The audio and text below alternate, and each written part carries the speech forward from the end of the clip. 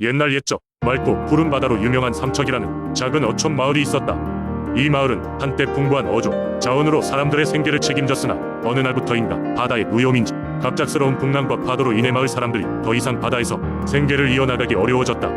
마을 사람들은 바다에 나가기만 하면 폭풍을 만나거나 빈 그물로 돌아와야 했다.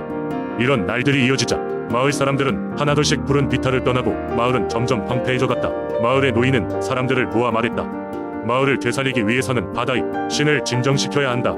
저기 먼 바다에 살고 계신 용왕님께 기도를 드리고 바다에서 잃은 것을 되찾아야만 하네. 마을 사람들은 고민 끝에 가장 믿음직하고 용감한 청년 준을 선택하여 그를 용왕에게 보내기로 결정했다. 준은 두려움을 떨쳐내고 마을 사람들의 기대를 안고 작은 배에 몸을 실었다. 바다로 나간 지 며칠이 지나자 준은 망망대해에서 길을 잃고 표류하게 되었다. 그는 밤하늘의 별을 바라보며 어둠 속에서 방향을 맞추려 애썼다. 그때 준 앞에 거대한 파도가 일어났고 그 파도가 다가오며 준의 배는 뒤집히고 말았다. 준이 다시 의식을 되찾았을 때 그는 웅장한 수중 궁전 안에 있었다. 눈앞에는 바다색 눈동자를 가진 아름다운 여인이 있었고 그녀는 자신을 용왕의 딸 혜율이라고 소개했다. 혜율은 준에게 왜 이곳에 오게 됐는지 물었다. 준은 마을의 사정을 설명하며 바다의 신을 진정시키려고 이곳까지 오게 되었음을 전했다. 혜율은 진지한 표정으로 듣고 나서 말했다. 우리 아버지 용왕께선 인간의 바다 오염과 이기심에 실망하여 바다를 닫은 것이오. 그렇지만 나는 당신의 진심을 느꼈소.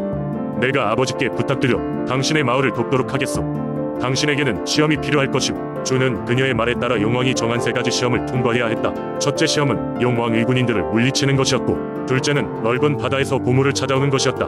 마지막 시험은 마을로 돌아가 진정한 해답을 찾는 것이었다. 준은 성실함과 지혜로 시험을 통과했고 마침내 혜율의 도움으로 용왕의 마음을 움직였다. 용왕은 준을 통해 인간에게 마지막 기회를 주기로 하였다. 이를 계기로 마을 사람들은 자연을 존중하고 바다를 깨끗하게 하기 위한 노력을 다짐했다. 그 후로 삼척의 바다는 평온을 되찾았고 마을은 다시 번영했다. 용왕의 딸 혜율과 준의 이야기는 지금까지도 마을 사람들 사이에서 전해지며 바다를 사랑하고 존중하는 마음이 중요한 가치로 자리 잡게 되었다.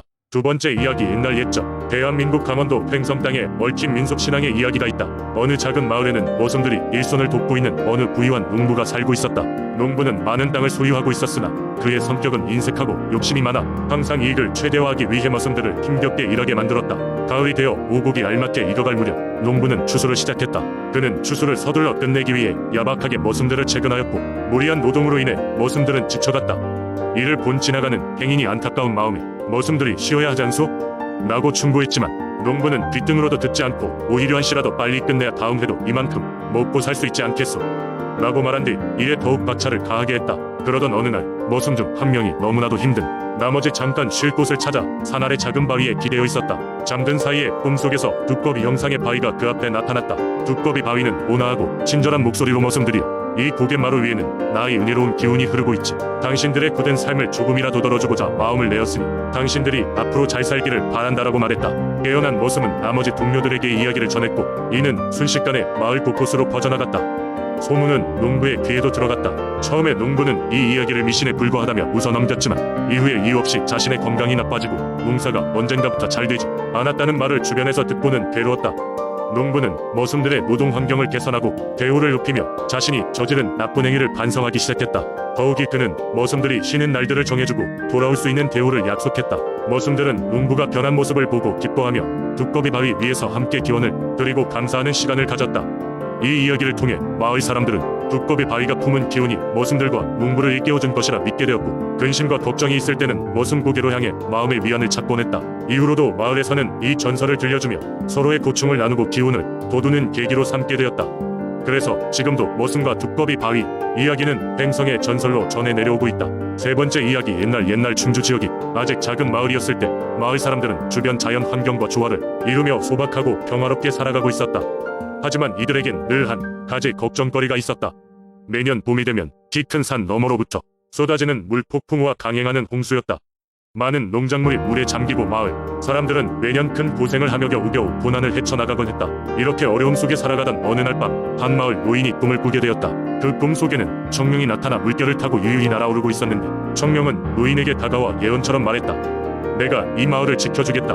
매년 봄이 되면 홍수를 일으키던 물의 괴물을 물리치고 이곳에 평화를 선사하리라. 꿈에서 깨어난 노인은 마을 사람들에게 이 신비로운 꿈 이야기를 전했다. 마을 사람들은 노인의 이야기를 듣고 마을을 지켜주는 수호신인 청룡에게 감사의 마음을 표하기로 했다. 그들은 매년 봄 청룡에게 감사의식을 올리고 청룡이 마을을 지켜준 덕에 홍수 피해가 적어졌음을 기도하며 괴로움을 덜 수 있기를 바랐다. 웃으며 환영하듯이 충주 사람들은 청룡의 형상을 여러 가지 수단으로 재현하기 시작했다. 그들은 청룡의 물결을 뜻하는 무늬들을 장식품에 새기고 나무, 돌 등으로 조각하여 집안에 두었다. 청룡에 대한 신앙이 깊어진 결과 실제로 그 해는 홍수 피해가 줄어들고 풍년이 이어졌다.